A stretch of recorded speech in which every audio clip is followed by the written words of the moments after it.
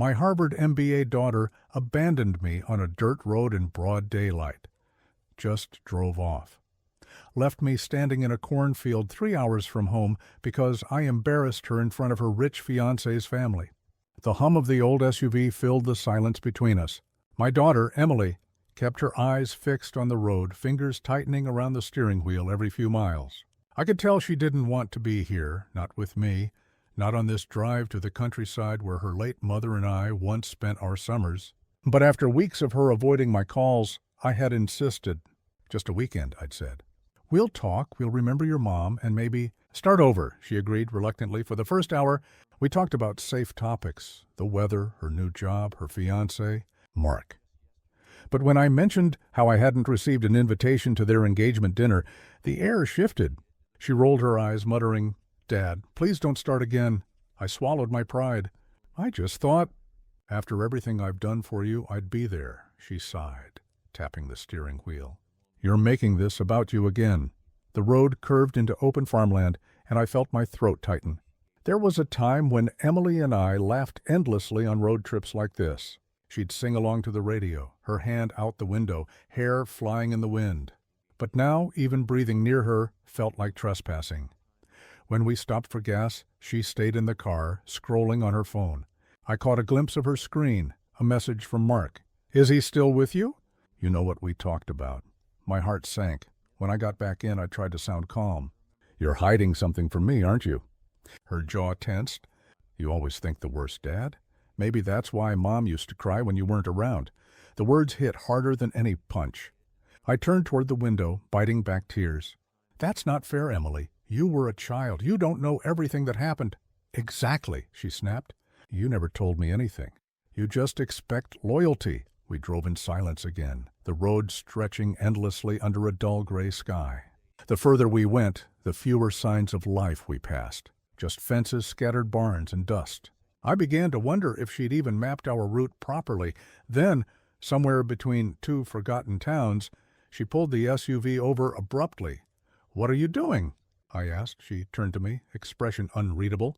"I can't do this anymore." "Do what?" "This guilt trip. This pretending we're a family." My chest tightened. "Emily, please. Let's just talk. Don't—" But before I could finish, she opened her door, walked around to the trunk, and tossed my small suitcase onto the gravel. The sound echoed in the empty air. "Emily," I said, stepping out, "what's going on?" Her voice shook slightly, but she forced a smile. "You'll figure it out. Maybe this time alone will teach you what you put us through, what I put you through. I raised you after your mother died. I worked 2 jobs. She slammed the door, started the car, and said coldly through the open window, "You raised me, yes, but you never saw me." Then she drove off. The cloud of dust her car left behind hung in the air for a long time before the silence took over. I stood there, suitcase in hand, miles from anywhere. No phone signal, no passing cars, just the sound of the wind moving through the dry grass. I sat on the edge of the road, every memory of her childhood flashing through my mind, the first day of school, her broken arm, the nights I sang her to sleep after her mother's funeral.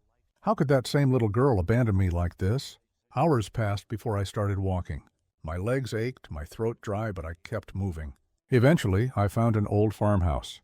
A kind elderly couple gave me water and a phone. But when I called Emily's number, it went straight to voicemail. That night, as I lay on a borrowed cot, I realized something had changed forever. Not just between us, but inside me. The blind trust I had in her, the belief that blood alone could mend broken hearts, it was gone. When I finally returned home the next morning, exhausted and humiliated, her car wasn't in the driveway. Her things were gone. A short note lay on the kitchen counter. "Dad, I'm sorry. You'll understand one day." I stared at it for a long time, the anger and sadness tangling inside me like thorns. I didn't understand. Not yet, but a week later I would.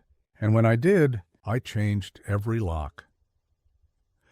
The week after Emily left me on that desolate road crawled by in a haze of disbelief.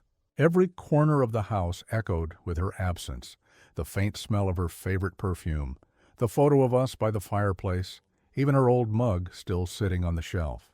I told myself she'd come back, that guilt would win over whatever anger she carried. But each day that passed without a call chipped away at that hope. On the 7th morning, I decided to drive into town and clear my head. I hadn't been able to focus on anything, reading, gardening, even sleeping. My mind kept replaying her words. "You'll understand one day." What did she mean by that? When I returned home that afternoon, I noticed something strange. The back door, which I always locked, was slightly ajar.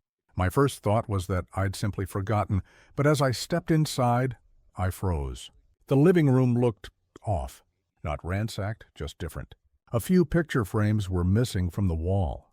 The vase Emily's mother had given us years ago was gone too. I walked upstairs, heart pounding. Her old room was empty, completely. Not just her clothes or the boxes she'd left in storage, but every trace of her. Even the small chest her mother had used to keep family letters, it was gone. Something inside me snapped. I called her number again. Voicemail. I called Mark's number, but he'd blocked me months ago after a heated argument about boundaries. I sat down on her bare mattress, shaking, trying to make sense of it all. Why would she come back only to take that chest? Then I remembered something. A few years ago, when her mother was battling cancer, I'd told Emily to never go through that chest. It held private letters, hospital bills, and the last note her mother ever wrote. That chest had stayed sealed for over a decade. Until now, I drove to Mark's apartment complex, a cold fury burning in my chest. His car was in the lot. I parked across the street and waited. An hour later, I saw them, Emily and Mark, carrying boxes inside together, laughing like everything was fine. I stepped out of my car, unable to stop myself. "Emily!" I shouted. She turned startled. Mark froze. "What are you doing here?" she asked, her voice trembling. "I should ask you the same thing," I said. "You took things from my house." "Your mother's chest? Why?" Her eyes darted toward Mark, then back at me. "You don't understand, Dad." "Then explain it to me." Mark stepped forward. "Maybe you should leave." "This isn't healthy for anyone," I glared at him. "You stay out of this." Then, turning to Emily, I said quietly, "You left me on the side of the road like I was nothing. Now you're stealing from me? What did I ever do to deserve this?" She swallowed hard, tears welling up. "Mom wrote letters. About you. About what happened before she died." My heart stopped. "What are you talking about?" She took a deep breath. "She said she wanted me to know the truth one day. And I read them, Dad. All of them." I felt my stomach twist. "Those were private, between your mother and me. She told me things you never did," Emily continued, her voice breaking. "How you missed her treatments because you were too busy working. How she cried every night thinking she wasn't enough. How she felt. Alone." Her words pierced me like knives. "That's not true," I said, my voice shaking. "I worked because I was paying for those treatments. I sacrificed everything to save her." Mark stepped between us, trying to play the peacemaker. "Emily, let's go inside." "No," I shouted. "You don't get to erase me from her life or mine." Emily wiped her eyes. "Dad, I'm not erasing you. I just needed space. I needed to understand who you really were. And leaving me stranded was part of that?" I said bitterly. She turned away, silent. Mark put his arm around her, and something in me broke. I realized in that moment I wasn't just losing my daughter. I was losing the last piece of my wife, too. I walked back to my car without another word. The drive home felt longer than ever. Every mile echoed with memories and regrets. When I pulled into my driveway, I sat in the car for nearly an hour, gripping the steering wheel, trying to stop the shaking. Inside, the house felt colder than before. I went straight to my study and poured myself a glass of whiskey. On my desk lay an old photo of the three of us at the lake, Emily laughing on her mother's shoulders, me behind the camera. That night I couldn't sleep. I kept hearing her voice. "You'll understand one day." By morning I finally did. She wasn't just angry. She was punishing me for years of silence, for every unspoken truth, for not being the father she wanted. But she had no idea what those secrets had cost me. That was when I made my decision. If Emily wanted distance, I would give her more than that. I would erase every connection she thought she could use to hurt me again. I called a locksmith that very afternoon, and by the time the sun set, every lock in that house, The home I built for my family was changed, but it wasn't the end. It was only the beginning of what she forced me to become. The new locks clicked with a hollow finality, sealing off more than just doors. They sealed off a lifetime of memories. Every sound in the house seemed to echo differently now, sharper, emptier. The walls felt like they were breathing, releasing 26 years of family laughter and replacing it with silence. I sat in the living room with a mug of cold coffee, staring at my phone, expecting it to ring. It didn't, not that night, not the next. A week passed before I heard from her again. The knock came late one evening, hesitant, familiar. When I opened the door, Emily stood there, eyes red, clutching an envelope. Behind her, the streetlight cast her shadow long across the porch, as if the years themselves were watching. "I didn't come for money," she said softly. "I came to return something." She held out the chest. It looked smaller now, like grief had shrunk it. "I didn't reach for it. I shouldn't have taken it," she said. "But I needed to know. I needed to see who my parents really were." "Did you find what you were looking for?" I asked. Her lip trembled. "Not exactly." I gestured for her to come inside. She hesitated before stepping through the doorway, as though crossing into another life. The living room looked different to her.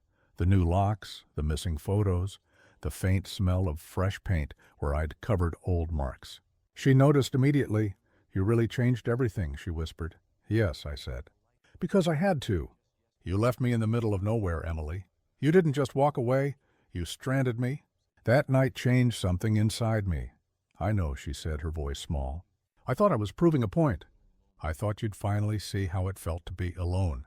But all I did was hurt you." There was a long silence. I finally took the chest from her hands and set it on the table. The wood creaked when I opened it, as though it too was tired of keeping secrets. Inside were my wife's letters, the ones Emily had read. I picked one up and held it out to her. "Read it." Out loud. She hesitated, then unfolded the paper, her voice trembling. "Daniel loves me in ways he doesn't always know how to show. His hands may be rough, his words clumsy, but every bruise on his palms paid for another month of life for me. He thinks he failed, but he never did. He kept me here long enough to see Emily smile again. And that's all I ever wanted." Emily stopped reading, tears dripping onto the page. "She wrote this after the last chemo, didn't she?" "Yes," I said quietly. "The same night she told me she didn't want you to see her suffering anymore. She made me promise to protect you, even if it meant becoming the villain in your eyes." Emily's knees buckled, and she sank into the armchair, sobbing. "I thought she was blaming you. You thought wrong," I said gently. "You only read half the truth, Emily. That's the danger with secrets. They cut both ways." She covered her face, crying harder now. "I don't know how to fix this." I sat beside her, the first time we'd shared a seat in months. "You don't fix the past," I said. "You live with it. You learn from it. That's all we can do." She looked at me, her eyes swollen and raw. "Can I ever come home?" I thought about the empty rooms, the changed locks, the way the house had felt strangely peaceful since she left. Then I looked at her, my daughter, broken and human again. And I realized that forgiveness doesn't erase pain. It just stops it from spreading. "You can visit," I said slowly. "But this house isn't the same anymore." "It's not a place to hide from life. It's a place to start over," she nodded, wiping her face. "Then maybe I'll start by earning my own key again." For the first time, I smiled. "That's a good place to begin." She left the chest on the table and walked to the door. As she turned the knob, she glanced back. "Mom was right about one thing," she said softly. "You do love me. You just show it differently." "And you," I said, "finally learned to see it." The door closed behind her, and I sat there a long while, staring at the chest, feeling both older and lighter. The night air crept through the new seals in the door, clean and cold. I opened one last letter, one I'd never shown anyone. It was dated a week before my wife died. "If Emily ever doubts your love, don't chase her. Let her find her own way back. When she does, she'll know the truth, that you never left her.